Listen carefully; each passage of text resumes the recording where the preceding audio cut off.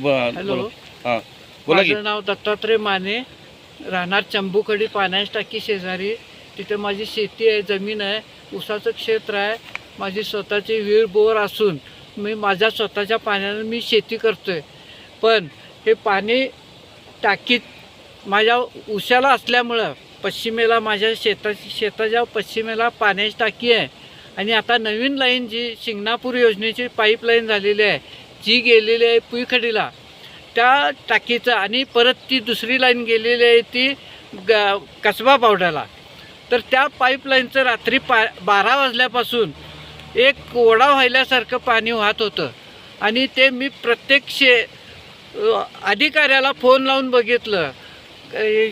तुमचे वॉटर सप्लायचे मुख्य अधिकारी हर्षजित गाडगे साहेब यांनासुद्धा मी 10 वेळा फोन लावला, पण त्यांचा फोन स्विच ऑफ लागत होता. त्यांनी एकही फोन माझा उचलला नाही किंवा कुठल्याही अधिकाऱ्यानं उचलला नाही.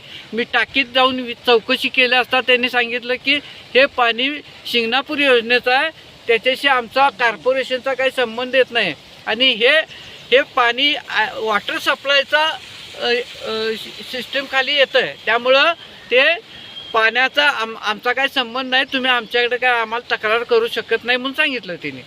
मी रात्रभर असा शेताभोवतीनं फिरतोय. माझी 5-6 एकरची लागण केलेला ऊस सगळा पाण्याखाली आहे. आता तुम्ही त्याचं चित्र तुम्ही बघू शकताय मोबाईल ह्याच्यावरती.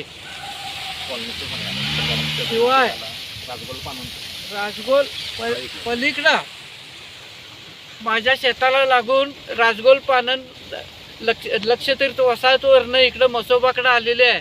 तो सगळा रस्ता केला होता परवा इलेक्शनच्या पिरियडमध्ये, तो रस्ता केलेला. त्या रस्त्यावर सगळ्यांनी स्वखर्चाने केलेला रस्ता, तो सुद्धा रस्ता आता धुवून गेलेला आहे सगळा.